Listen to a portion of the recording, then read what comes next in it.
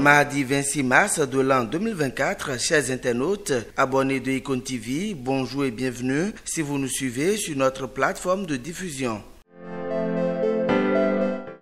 On démarre l'Afrique en bref de ce jour par le Togo où le président de la République sera désormais choisi sans débat par les députés en congrès pour un seul mandat de 6 ans. C'est l'une des dispositions de la nouvelle loi constitutionnelle adoptée à la quasi-unanimité par le Parlement togolais hier lundi 25 mars. Aucune date n'est encore définie pour l'entrée en vigueur de ce texte. En outre, la nouvelle constitution prévoit aussi un poste de président du Conseil des ministres. Ce nouveau cadre aura la pleine autorité et le pouvoir de gérer les affaires du gouvernement et d'être tenu responsable en conséquence. Pour rappel, le Parlement togolais est majoritairement occupé par le parti au pouvoir, laissant une faible marge à l'opposition qui avait boycotté les législatives de 2018 et dénoncé des irrégularités dans le recensement électoral.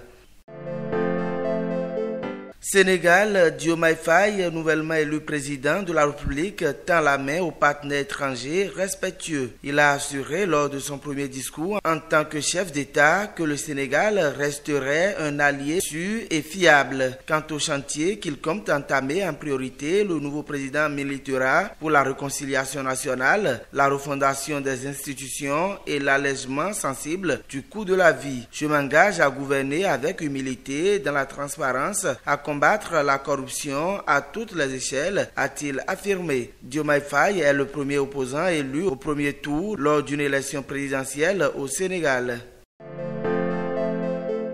Enlevé le 7 mars dernier par des hommes armés qui avaient attaqué leur établissement, les élèves de Kariga, au nord-ouest du Nigeria, sont enfin libérés. Ils sont secourus dans une forêt par l'armée dimanche et en sont sortis sains et saufs. Sur les 137 victimes, 6 sont toujours hospitalisés et un membre du personnel enlevé en même temps que les enfants est mort en captivité. Hier lundi 25 mars, ils ont été amenés au siège du gouvernement de l'État de Kaduna. La fréquence d'enlèvement de mars avait provoqué une polémique nationale sur l'insécurité au Nigeria.